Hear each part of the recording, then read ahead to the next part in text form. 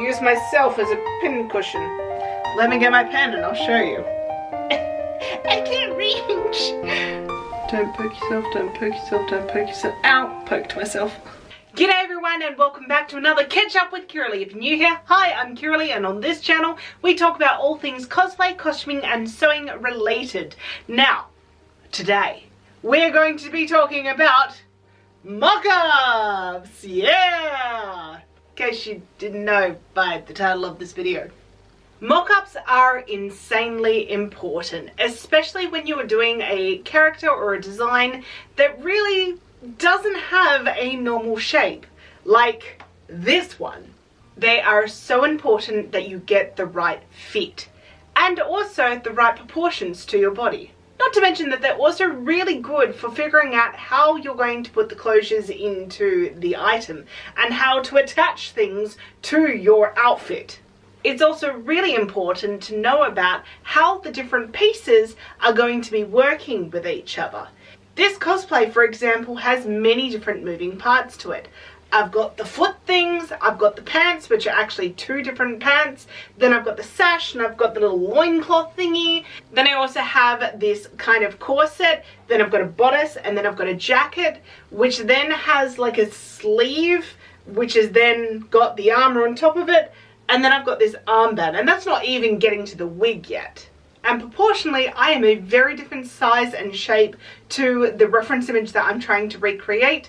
So I have to make sure that everything works with my body, whilst also being true to form to the reference image. After all, we don't all have anime legs and bodies. I'm more like a hobbit. So without further ado, let's go back in time to past me, and you can get a taste of what it's like whilst I'm doing mock-ups, and I'll give you some tips and tricks along the way. Back to you, past me. I know, quite a look, right? So let me explain what is going on here. This is mock-up number 1, and why it's very important to always do mock-ups rather than just jumping in headfirst into a project. So I am going to be making a number of alterations to this mock-up and then tear it all to pieces and then do a second mock-up, potentially a third as well. We shall see. So before I do all of that though, let me explain a few things that I am like starting with. So the first thing is that if you've got long hair, tie it up, tie it away, get it out of the face, because you don't want it to get in the way when you're making adjustments, especially when you're doing adjustments on yourself. The other thing is that you will notice that I have got all the seams facing out. For mock-ups, it's actually very important that you do this if you are going to be playing with the seams, which in this case is a must. So I have the seams facing outwards, so that way I can pull them where they need to be pulled to know where I need to take in or where I need to let out. Now, the other thing that is very important is that you are wearing the correct undergarments. In this case, my bra. So I'm just using a regular t-shirt bra. This is what I'm probably going to be wearing anyway, or something very similar to it. I'm not wearing a very busty bra or, you know, a compression top or anything like that, because that's not in line with the character that I'm going with. So the last thing I want to mention before we start cracking on with it is talking about the type of material that I'm using. So I'm using a calico, and it is off-white. It's the cream sort, you know, the normal calico. Unbleached, I think, is the correct terminology. And the reason for that is because I want to, number one, use fabric that is going to be similar to the fabric that I'm going to be making it out of. So that is in terms of weight, but also in terms of whether it stretches or not. So for example, if I'm making something that's stretchy, I will want to use a fabric that has some give to it. I wouldn't use calico in that instance. I would use some scrap pieces of lycra that I have. And I'm pointing this way because this is where my wall of fabric is, and here is my mirror. So I'll be using this very shortly. The other thing is that it is light in color. This is so important because there are two tools that you need for your mock-ups, and they are pins and a pen or a marker. You know, sometimes I prefer using a texter because it's easier for me to kind of make the markings, and I may switch to that. But this is very, very important. And when you've got light colored fabric, it's much easier to draw on where it needs to go. The other thing is that I'm working on this by myself today. The zip that goes into this corset, well, it's not really a corset, it's a bodice, it's a strapless bodice, is actually going to be on the side panel. But I know my body shape is very much like a rectangle, and it is not built like how lots of women bodies are meant to be built. I am much thicker around the waist than I should be in comparison to the overall measurements. So I know that I cut for my waist, but then I have so much room up in the bust. So I find that with these types of patterns, I usually take it from the side. Once I have got that worked out and I organize the rest of the kind of look that I'm going for this, then what I will do is I will recut this entire piece and I will try recreating it again. Whether or not I put the zip in the front for the next one, that's yet to be seen. I may actually put it in the side if I'm happy with what I'm about to do. So let's get cracking and I will show you what I need to do for this first one. So the first thing I notice is that I've cut it so that it hits me at the waist, which is what I'm actually after for this particular one. So that's good, except that one of the pins is scratching my belly, but that's okay, that's fine.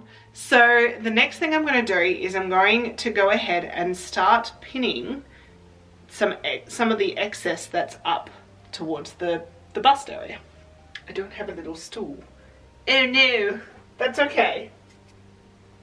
I'll use myself as a pin cushion. This is so much easier if you've got another person helping you, but sometimes we just have to, you know, use what we've got. And in this case, it's me. So once I have my main kind of pin in, I can kind of feel where the rest of the pins need to go.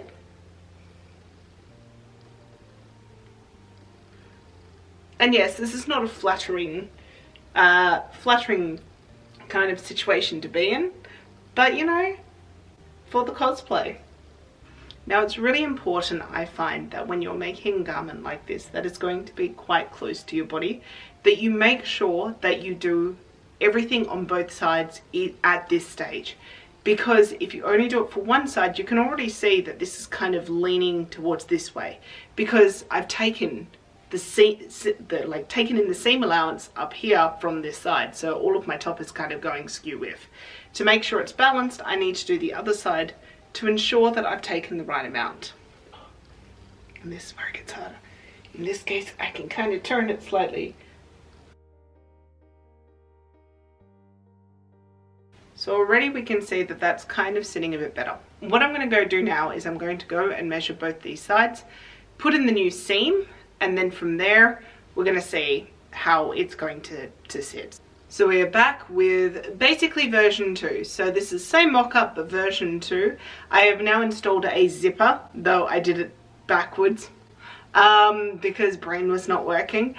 Down the front, just to make it easier now for me to get in and out of this because it's so form-fitting, rather than trying to pin it and poking myself. But it does add an extra about half centimeter. So I need to take that into consideration. But already it's fitting a lot better. However, now that I've pulled in the bust section, what's happening is that this here has kind of gone a bit wonky.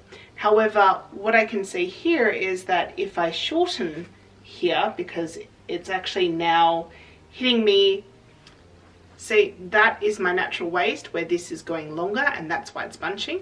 So if I can just turn that up and everything's sitting on my natural waist, now it's fitting much better. So you just think, like, I know that I'm going to be boning this, so although it's like falling down ever so slightly now, it's actually going to be fine. And there is going to be another panel basically over the top here, so it doesn't have to be absolutely perfect. If it was to be perfect, because this was going to be the finished garment, then I would need to probably play around it a bit more and get more of a curve through here. But I'm really hesitant to do that because of the fact that one of the sides is going to have the zipper. So I would rather not take it off a straight line. So basically what I did was I moved in about an inch almost, I guess, from each side. I moved about an inch from the top in, and then I did a direct line going down to my waist. Like I said, I'm built mostly like a rectangle, so it mostly worked. But I still have a little bit of curves. So, you know, that is why that's doing that. But if I was to pull that up like that, then already that's giving me a much better shape. Doesn't look like it. I realize that it doesn't look like it because of all the seam lines, but if I push the seam lines back, you can see what I'm referring to. So what I'm going to do is I'm just going to see. So the back's looking really good actually. It's hitting me exactly where I want it to hit, and it's actually sitting quite nicely. So I think what I'm going to do is I'm going to go ahead and pin these down. Yep, and that looks like that is now hitting me where it needs to hit all the way around. I can't reach. Okay. Yep, beautiful. Lovely. Let's just do the other side.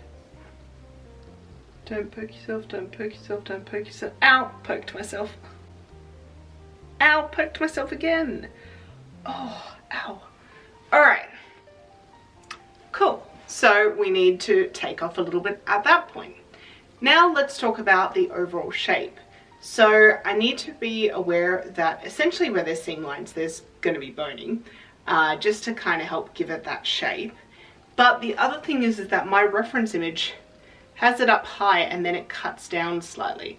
So I've got my reference image over here, like I mentioned before. I'm going to have a closer look and I'm going to draw it in on one side. I think the back's absolutely fine. I don't actually want to take too much from the back. So I might just kind of even it out from here, but then cut a little bit away here. This is where having your reference image close by is very, very important when you're drawing in the finish lines. Let me get my pen and I'll show you. Alright, so this is about the right height, which is good. And then from about here, it goes down.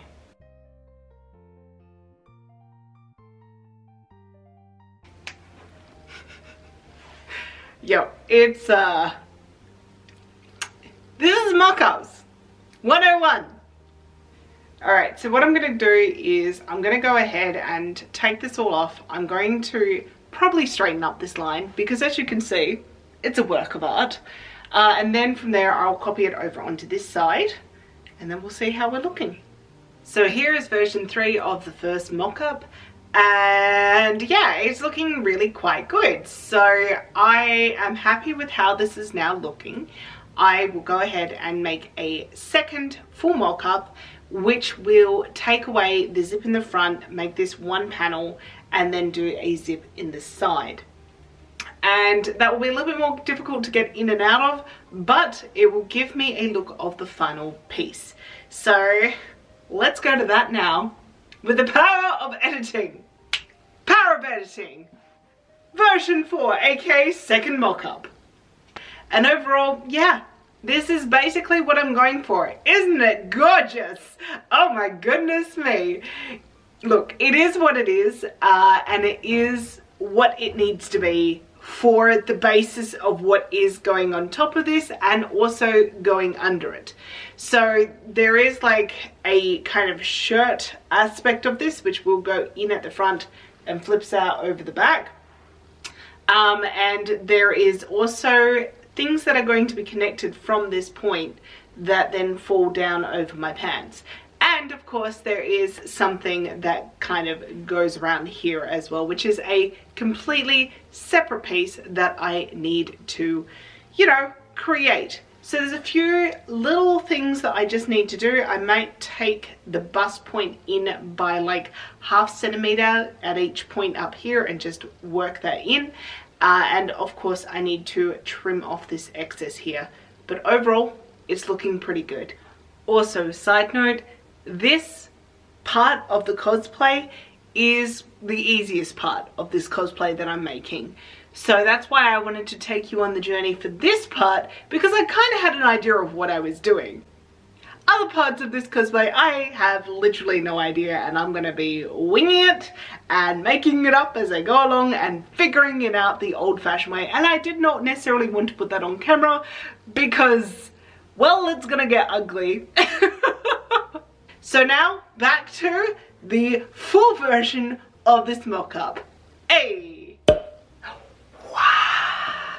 The finished look! So as you saw, that was just a tiny little bit of this cosplay. It's just this section right here. That's it. I had to do that with everything. And I had to make multiple mock-ups. These pants, for example, this section of the pants took me 10 times. Because gravity and weird cutouts and trying to make things look smooth, it was hard.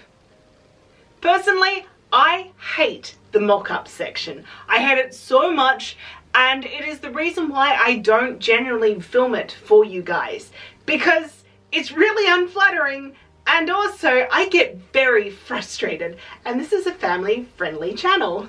I don't want you to hear the bad words that come out of my mouth. Plus, it also takes a really long time. Generally, it's about a third to a quarter of the time that I spend on a project is just on the mock-ups. Maybe a little bit less, but generally, yeah, the mock-ups take some time, and I will like be working really hard on them to get them done because I hate them that much. But they are very important for the fit. I know this. I've done cosplays before without doing a mock-up and they've turned out horribly. So before you cut, do a mock-up, especially if you've got a weird hobbit body like me. But I thought it was about time to share my process with you guys so that you aren't afraid to do the mock-ups that you need to do for your next cosplay that you're not 100% sure how you're going to make. Especially if you're entering competitions. You want to make sure that the fit and everything is looking schmick. Level up your cosplay. Do a mock-up. Yeah. Thank you so much for watching. I want to give a special shout out to my amazing patrons who have been so patient with me as I've been making this mock-up, and they have been seeing all the progress photos over on my close friends list on Instagram because I needed to tell someone and scream into the void. So thank you, patrons. A special shout out to my $10 a month tier patrons who are Justine Ghosty, Rogue Threads, Fangirl X, Sam M, Monica, Lulu Rush Cosplay, and Sotaku. Thank you all so much for watching. Make sure in the comments you tell me how much you enjoy doing mock-ups, or if you hate them as much as me. I would love to find out if I'm the only one who hates it with every fibre of my being. Alright, see you next time. Bye!